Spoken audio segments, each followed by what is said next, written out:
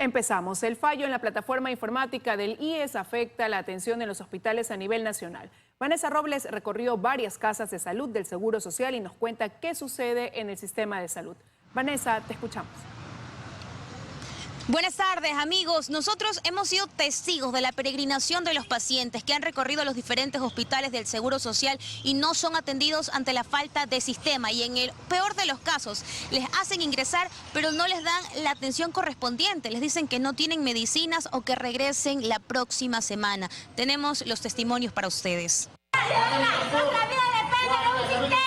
Esto lo denunciaban los usuarios en redes sociales en horas de la madrugada.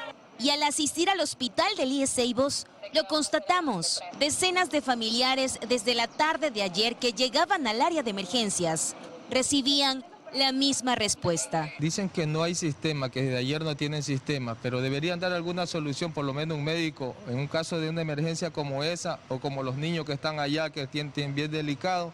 Lo he traído acá de emergencia para que me lo atiendan y la sorpresa mía es que me dicen que no hay sistema y no pueden atender al niño. Nosotros hemos estado atendiendo normalmente desde ayer. En el momento que se fue el sistema, nosotros continuamos atendiendo manualmente. Aunque los pacientes insistían en lo contrario. No voy a dejar que mi hija esté muriéndose aquí como un animalito en la calle. Ante la presencia de nuestras cámaras, les permitieron el ingreso a algunos pacientes tras horas de espera. Y no es posible que no atiendan a los niños solamente porque no hay sistema, discúlpenme. La tengo así la cara hinchada de tanto llorar toda la noche está. Y ya al salir de lo que esperaban sea una atención a sus dolencias, esto nos contaban. No lo atendieron. ¿No lo atendieron? No. Pero le hicieron pasar y nada. No. Me dice no hay nada, señora, ni paracetamol, no hay. ¿Se le revisó a la bebé? No. En el Hospital del Día Efrén Jurado, en las áreas de emergencia, hospitalización, cirugía, se usarán mecanismos alternativos de atención y que los turnos serán reagendados, aunque a la par, otras falencias salían a la luz. Lamentablemente no hay medicamentos. Y en el Teodoro Maldonado Carbo, los pacientes se aglomeraban en uno de los ingresos para realizarse exámenes de laboratorio. Ingresó, pero no le tomaron ningún examen. No, porque no es seguro que venga el sistema, entonces no nos van a hacer los exámenes. Algunos viajando desde cantones aledaños, pero todo un esfuerzo que resultaba en vano. Paján, Manabí. ¿Qué viene a hacerse acá? Unos exámenes que mandaron los especialistas. Pues eso es lo que yo le digo, entonces ¿para qué hacen pasar por gusto, a pasar el tiempo? No dice vengan de eso nomás el día lunes porque no hay sistema. Según un comunicado del IES, la dificultad en el sistema informático responde al reinicio de servidores, como parte de un mantenimiento informático interno. Y hasta que se resuelvan estos problemas, a los pacientes no les queda de otra que regresar igual de enfermos. ¿Hasta cuándo vamos a estar soportando la corrupción, la injusticia en los hospitales del IES? Ya basta, por favor. Más consideración, más respeto y una calidad de salud digna. Eso es lo que piden los usuarios y los pacientes que mes a mes aportan para recibir salud. Esa es la información a esta hora de la tarde. Ustedes tienen más. Muchísimas gracias, Vanessa. Muy buenas tardes. Y mientras tanto, el consejero de gobierno, Diego Ordóñez, niega que el régimen mantenga una deuda social con el país. Aseguró que sí se ha invertido en salud y en educación, que se ha puesto en orden las finanzas y que por eso la confianza ciudadana ha crecido. El hecho es poner en orden la situación fiscal, dice el consejero de gobierno Diego Ordóñez. Verdad en la que coinciden todos. Asegura que hay inversión y confianza y que eso no se consigue de la noche a la mañana, dijo. Claro, todo eso lleva tiempo. Hay que abrir el espacio de reactivación que viene ahora luego de que se ha puesto este proceso está en orden. Pero donde no coinciden todos y hay desacuerdos es en la deuda social que el gobierno mantiene en salud y educación. Según Ordóñez, esa deuda no existe. He atendido esa deuda social. Me parece que si es que no se toma en cuenta que 155 millones de dólares se gastó en recuperación de escuelas. El consejero asegura que sí se ha invertido en esas áreas.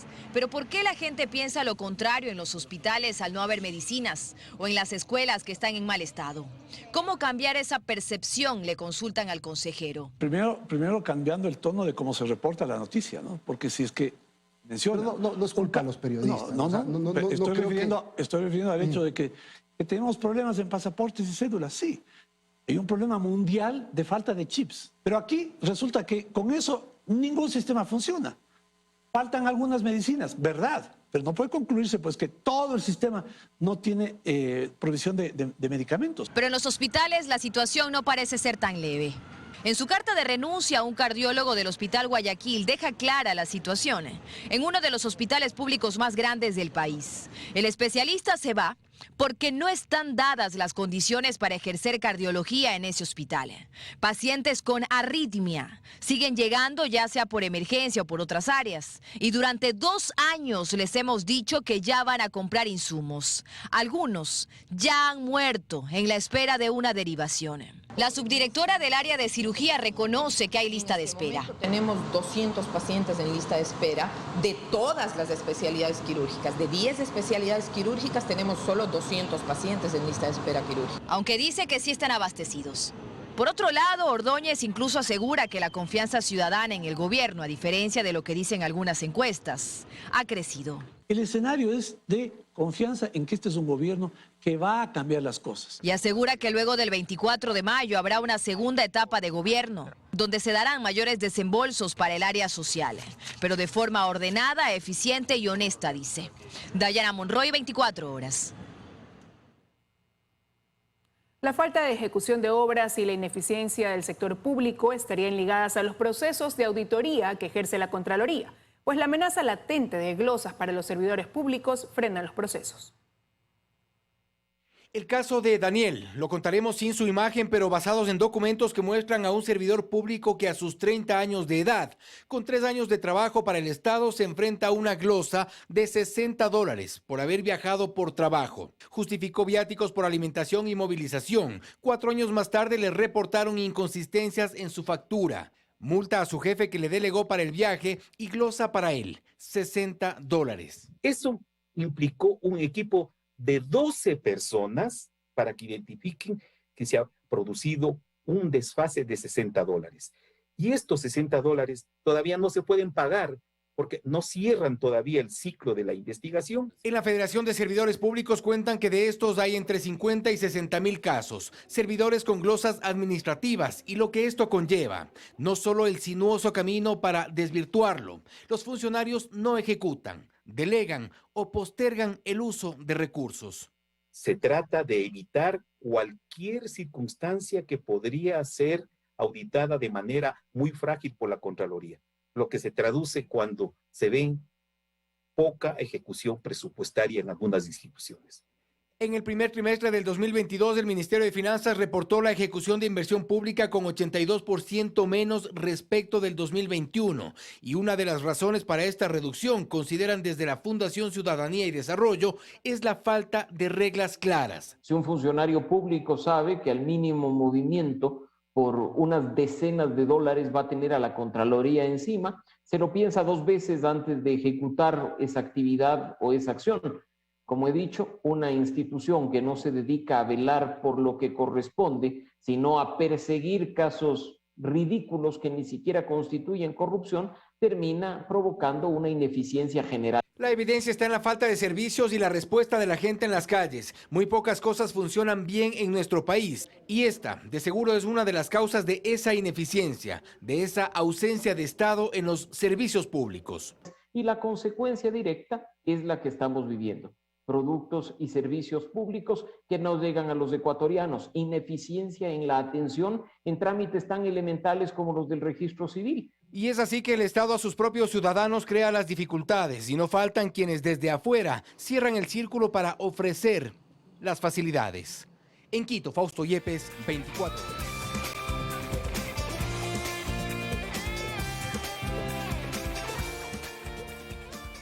Estamos de regreso con más información. 3 jueces de la Corte Provincial de Santa Elena decidirán el miércoles si Jorge Glass regresa o no a prisión. El ex vicepresidente sentenciado por corrupción cumple su condena en libertad hace más de un mes. Sin grillete electrónico y con la posibilidad de circular por todo el país sin restricciones, el ex vicepresidente Jorge Glass pasa sus días en libertad. Pero este miércoles 18 de mayo, su situación puede cambiar. Un tribunal de la provincia de Santa Elena revisará el habeas corpus entregado el pasado 9 de abril por el juez Diego Moscoso. Para el constitucionalista Esteban Ron, el proceso ha evidenciado suficientes errores para declararlo nulo. Si existe una ratificación y cuando la comunidad jurídica ecuatoriana han evidenciado un error principal en derecho y este no es analizado por parte del Tribunal de Apelación, se evidencia definitivamente, se evidenciará no solo un pacto, sino que se evidenciará que efectivamente la justicia se encuentra bajo un espectro de carácter político. Pero ¿quiénes son los jueces que conforman el tribunal y que resolverán el pedido de apelación? Silvana Caicedo preside la Corte Provincial de Santa Elena y es la jueza ponente de este tribunal. Es funcionaria judicial de carrera desde 1995. En su declaración patrimonial entregada a la Contraloría, reportó no tener patrimonio. Clever Franco Aguilar es juez de la Corte Provincial de Santa Elena desde 2014. Es empresario, ha sido accionista o directivo en varias compañías dedicadas a la logística, bodegaje y transporte. Juan Carlos Camacho Flores es juez desde el 2015. Antes de esto fue coordinador zonal jurídico de la Zonal 2 del Ministerio de Salud Pública. También fue notario y procurador síndico en el municipio de El Chaco. Entonces deberán aislar cualquier tipo de presión, ¿sí? Natural como la que tienen. Ahora, si es que estamos hablando de visitas, si estamos hablando de coordinaciones para efectos del fallo, eso ya cae dentro de la esfera penal, ya cae dentro de la corrupción judicial. El ex vicepresidente convicto salió hace más de un mes de prisión, aduciendo riesgos a su vida y problemas de salud. Joana Ramos, 24 horas. La Procuraduría presentó una queja ante el Consejo de la Judicatura contra el juez Johnny Lituma, quien ordenó la devolución de los bienes embargados a los hermanos Isaías y que aún están en poder del Estado. Mientras se resuelve la apelación, no habrá ninguna devolución, advierte el procurador.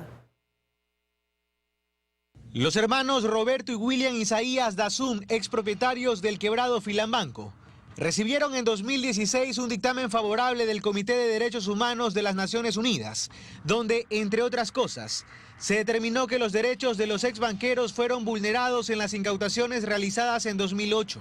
En ese dictamen se solicita a Ecuador reparar a los hermanos Isaías, pero eso, dice el Procurador General del Estado, Íñigo Salvador, no puede entenderse como una disposición para devolver los bienes que les fueron incautados.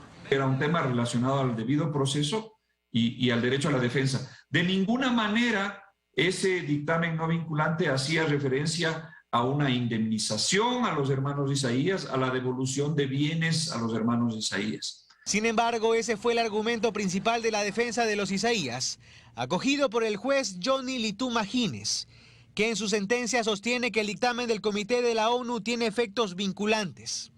Entonces dispuso que los bienes les sean devueltos y que se anulen las obligaciones civiles determinadas para los exbanqueros. No es un dictamen vinculante, es una simple recomendación para el Estado ecuatoriano. El juez hace mal en darle un valor mayor que el que realmente tenía. Esta decisión ha sido apelada y ese recurso deberá ser conocido por la Corte Provincial del Guayas. Mientras se resuelve este recurso, los bienes no pueden ser devueltos a los hermanos Isaías, exactamente. Adicionalmente, la Procuraduría ha presentado una queja ante el Consejo de la Judicatura contra el juez Johnny Lituma Gines. Desde 2018, por medidas cautelares dispuestas por el mismo magistrado, se suspendió el proceso de remate de los bienes de los otrora propietarios del Filambanco. En paralelo, la Procuraduría deberá responder por la demanda que interpusieron los hermanos Isaías en contra del Estado ecuatoriano por $2.000 millones. Este viernes se cumplía el plazo inicial para que el organismo responda. Sin embargo, ese periodo se extendió luego que la defensa de los Isaías incluyera a la Unidad de Gestión y Recuperación, adscrita a la presidencia, en la lista de demandados. El procurador adelanta que la demanda de los Isaías a su criterio no cabe, pues no fue presentada a tiempo. La acción está, por lo tanto, prescrita. En Guayaquil, Carlos Acoto, 24 horas.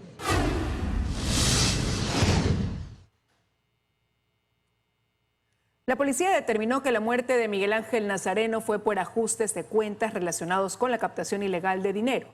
Paul Cuello está en la Dirección de Muertes Violentas con más detalles. Hola, Paul, adelante.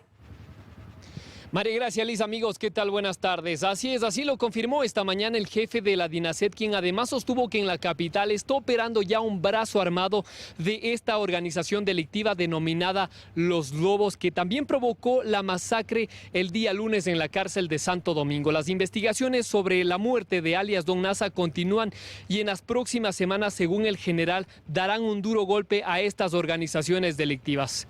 Tenemos más en el siguiente reportaje, veamos. La noche de ayer, un tribunal de la Corte Provincial de Pichincha dictó prisión preventiva a los 3 sospechosos de la muerte de alias Don Nasa. El crimen, según investigaciones de la Policía Nacional, fue motivado por intereses económicos, al parecer relacionados a la actividad a la que Nazareno se dedicaba, que es la captación de dinero. La motivación claramente está definida, que es una motivación económica que generó el tema de la planificación y la ejecución del secuestro. Se pudo determinar además que uno de los detenidos formaría parte de la organización delictiva denominada Los Lobos, banda que opera dentro del sistema penitenciario y que provocó también la masacre en la cárcel de Santo Domingo. Las 3 personas que fueron aprehendidas primeramente están en un círculo de amistad y sobre todo esta amistad ha generado el cometimiento de varias acciones delictivas, no únicamente orientadas al tema del asesinato o el secuestro con resultado de muerte, sino a otro tipo que están orientados al tema de robo de accesorios.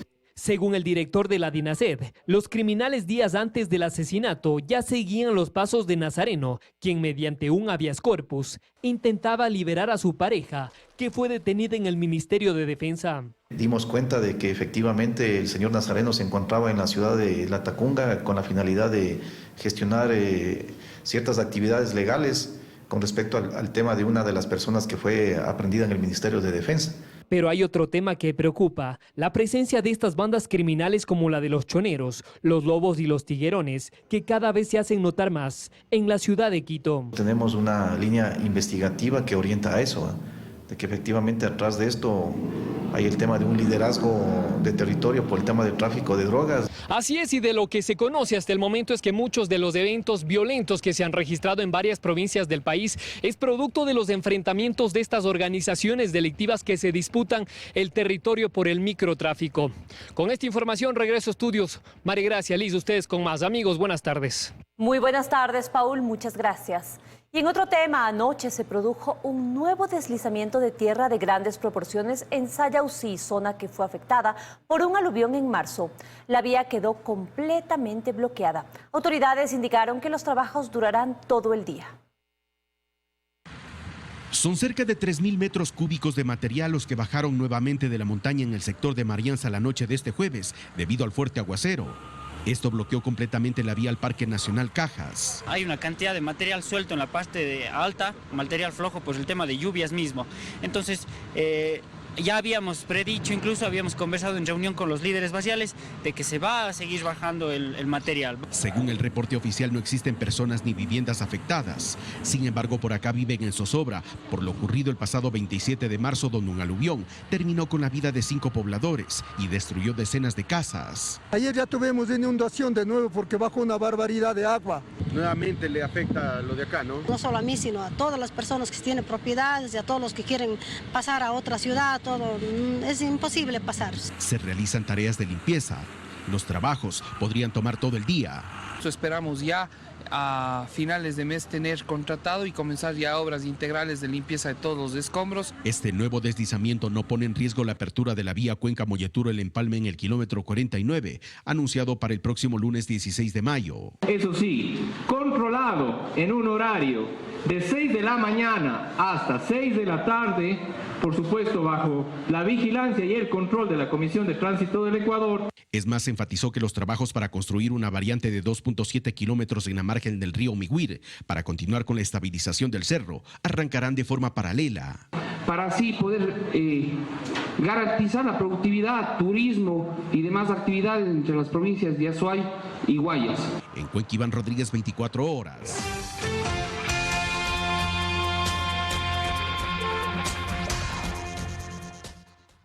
Estamos de regreso con más información. La tarifa nacional promedio de servicio eléctrico se mantendrá en 9.2 centavos por kilovatio hora para este 2022.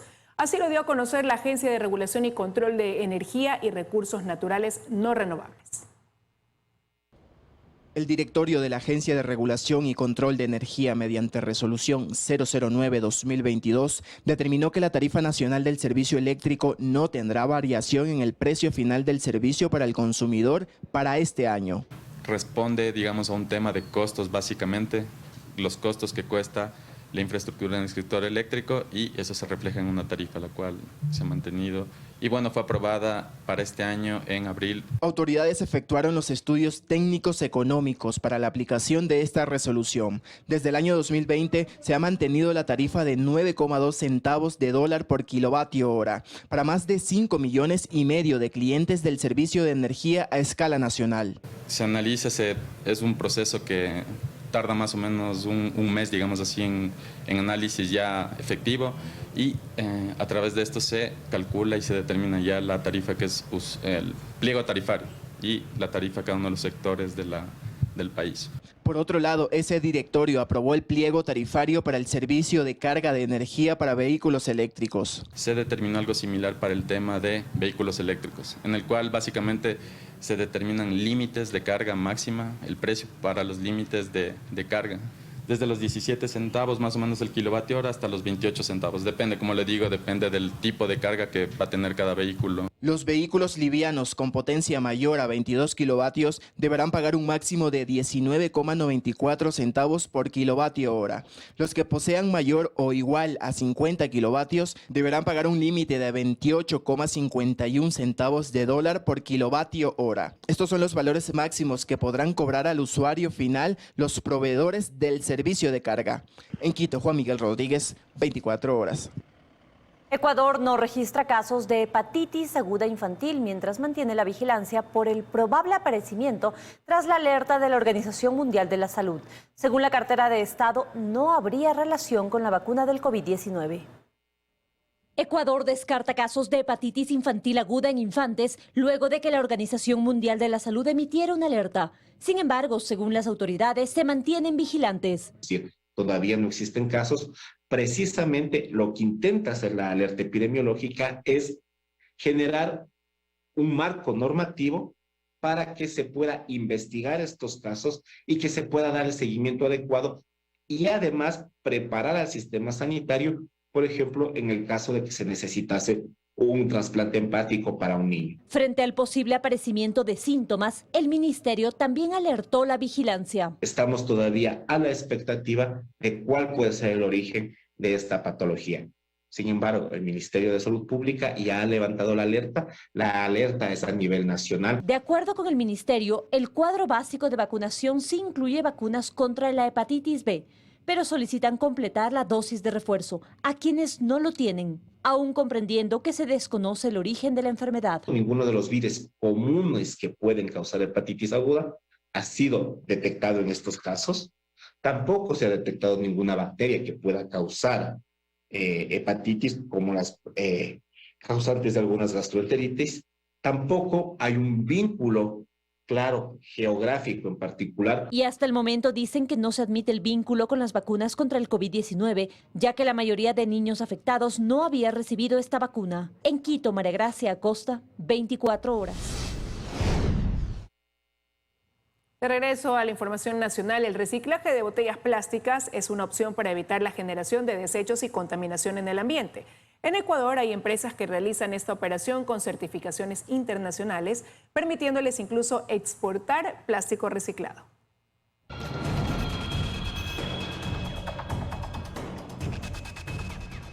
¿Cuál es el destino de una botella de plástico una vez que ha sido usada? Puede ser este patio. Estamos en la planta de reciclaje de botellas PET post-consumo de Encador, donde cada día se reciclan cientos de miles de botellas. Y nosotros recuperamos todos los días más de 500.000 botellas para su reciclaje. ¿Cada día? Cada día, más de 500.000 botellas. Frente a nosotros hay un pequeño laberinto de torres de plástico, clasificadas por colores. Lo que vemos es la acumulación de apenas una semana de recolección. Cerca de 4 millones de envases de plástico que fueron recogidos y vendidos a esta fábrica. Esa labor se hace gracias a los recolectores de base que ellos son los que están en las calles, en las instituciones, recogiendo el material, y de esa manera nosotros tenemos una logística inversa que eventualmente nos llega el material a la planta y le damos una nueva vida al plástico PET. Pero ¿cómo se logra este proceso? Cuando se habla de reciclaje, ¿qué es lo que realmente sucede con las botellas? Primero, se las debe clasificar. Todo lo que puede ser reciclado de lo que no. Y a que se debe descartar cualquier elemento que contamine al plástico. Por ejemplo, hay personas que meten otras basuras dentro de las botellas y ese simple error impide que se las pueda volver a usar. La clasificación es manual. A pesar de que el plástico se clasifica manualmente, a veces se escapan basuras que no se pueden reciclar con el plástico, como por ejemplo vemos aquí una lata de atún y una lata de spray. Sin embargo, hay grandes magnetos que separan esta basura cuando se ha escapado. Vamos a ver cómo funciona.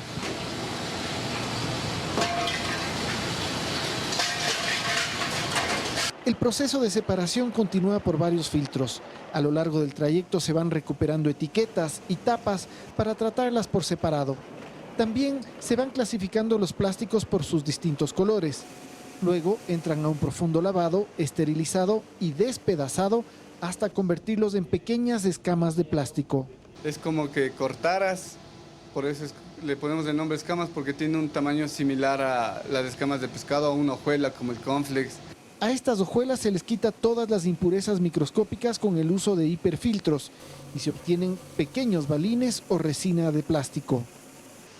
Cada uno de estos sacos contiene 1 tonelada de resina, el equivalente a 45.500 botellas. Y ese material está listo para entrar a un molde y transformarse en esto. Son unos pequeños tubos llamados preformas, que finalmente se van a convertir en... Se van a convertir en una botella, luego pasas por una máquina donde tienes un molde y con temperatura soplas. Es una máquina sopladora y genera la botella. Entonces esta preforma se va a convertir en esta botella. Es un proceso sencillo, que obviamente requiere alta tecnología, pero que consigue dar una alternativa de uso a un material que de otra manera podría convertirse en un desecho contaminante. La tecnología ya está inventada, el proceso está inventado, lo que falta es conciencia para que se genere la demanda y que podamos reincorporar aún más botellas a la economía. ¿Cuál es el destino de una botella de plástico una vez que ha sido usada? Hemos visto una de las alternativas, pero también hay otras. Las aguas del río que pasan al lado de su casa, las playas o el mar. O quizás esta misma cantidad de plástico ocupando espacio en rellenos sanitarios y botaderos. ¿Cuál le parece la mejor? Usted decide, pero decida bien. Tomás Chufardi, 24 horas.